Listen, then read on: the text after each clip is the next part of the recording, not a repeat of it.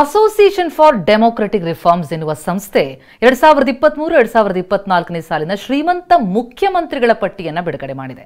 ದೇಶದಲ್ಲಿರುವಂತಹ 31 ಮುಖ್ಯಮಂತ್ರಿಗಳ ಪೈಕಿ ಆಂಧ್ರಪ್ರದೇಶದ ಸಿಎಂ ಚಂದ್ರಬಾಬು ನಾಯ್ಡು ನಂಬರ್ 1 ಶ್ರೀಮಂತ ಸಿಎಂ ಪಟ್ಟಿಯಲ್ಲಿದ್ದು ಇವರು ಬರೋಬ್ಬರಿ 931 ಕೋಟಿ ರೂಪಾಯಿ ಮೌಲ್ಯದ ಆಸ್ತಿ ಹೊಂದಿದ್ದಾರೆ. ನಾಯ್ಡು 10 ಕೋಟಿ ರೂಪಾಯಿಗೂ ಹೆಚ್ಚು ಸಾಲ ಹೊಂದಿದ್ದಾರೆ ಎನ್ನುವ ವರದಿ ಇದೆ.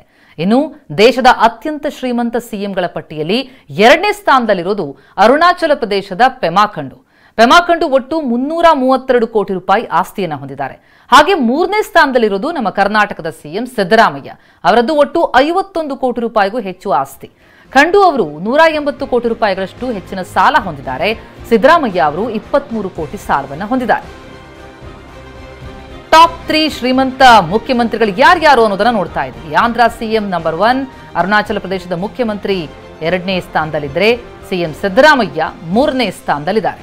931 ಕೋಟಿ ಆಂಧ್ರ ಸಿಎಂ ಆಸ್ತಿ.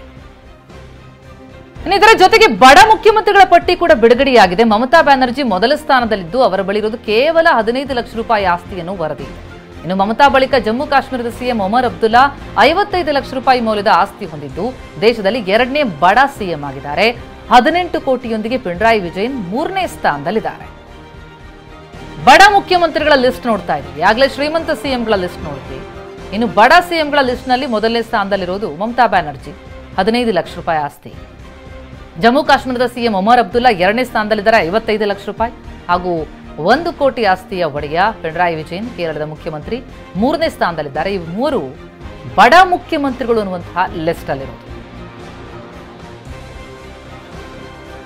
ಆಂಧ್ರ ಸಿಎಂ ಶ್ರೀಮಂತ ಸಿಎಂ ಆಗಿದ್ರೆ ಪಶ್ಚಿಮ ಬಂಗಾಳದ ಸಿಎಂ ಬಡ ಸಿಎಂ ಎನ್ನುವುದು ಲಿಸ್ಟ್ನಲ್ಲಿ ದಾಖಲಾಗಿದೆ.